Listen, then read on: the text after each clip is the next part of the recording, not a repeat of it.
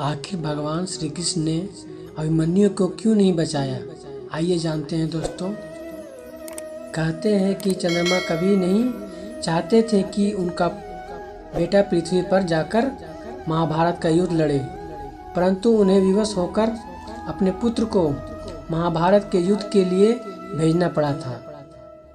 चंद्र को आखिर क्यों इस बात के लिए विवश होना पड़ा था जिसने उन्हें विवश किया था, और उनके पुत्र वर्चा ने किस प्रकार महाभारत का युद्ध लड़ा था। साथ ही आखिर इस युद्ध में भगवान श्री कृष्ण ने अभिमन्यु को क्यों नहीं बचाया था, आगे हम इसे जानते हैं।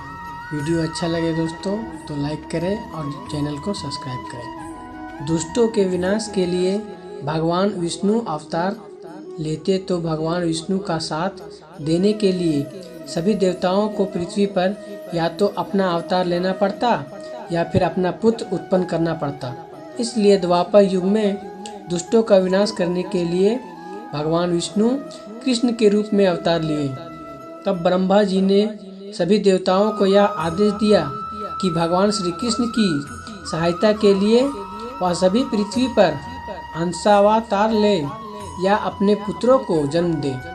जब चंद्रमा ने सुना कि उनके पुत्र वर्चा को भी पृथ्वी पर जन्म लेने का अधिकार मिला है, तो उन्होंने ब्रह्मा के उस आदेश को मानने से इनकार कर दिया।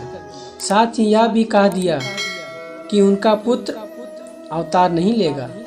तब सभी देवताओं ने चंद्रमा पर यह कहकर दबाव डाला कि धर्म की रक्षा सभी देवताओं का कर्तव्य ही नहीं, धर्म भी है।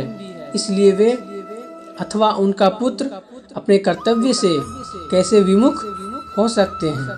देवताओं के इस प्रकार दबाव डालने पर विवश हो गए थे, लेकिन फिर भी उन्होंने देवताओं के सामने एक शर्त रख दी।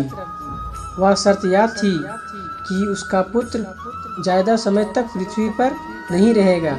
साथ ही भगवान श्री कृष्ण के मित्र देवराज इंद्र के पुत्र अर्जुन के पुत्र अभिमन्यु के रूप में जन्म लेगा। वह भगवान श्री कृष्ण और अर्जुन की अनुपस्थिति में अकेले ही अपना पराक्रम दिखाता हुआ वीरगति को प्राप्त करेगा, जिससे तीनों लोकों में उसके पराक्रम की चर्चा होगी। इसके साथ ही चंद्रमा ने देवताओं के सामने यह शर्त भी रख दी थी कि अभिमन्यु का पुत्र भी उस कुरु मंचा का उत्तराधिकारी होगा। चंद्रमा के इस हट के कारण सभी देवता विवश हो गए। तब चंद्रमा के पुत्र वर्चा ने महारथी अभिमन्यु के रूप में जन्म लिया था, जिसके बाद द्रोणाचार्य द्वारा रचे गए चक्रव्यूह में अपना पराक्रम दिखाकर अल्प आयु में ही वीरगति को प्राप्त हो गए। कहते हैं कि यही कारण था कि श्री कृष्ण ने अभिमन्यु को नहीं बचाया था। आज का वीडियो में बस इतना ही दोस्तों।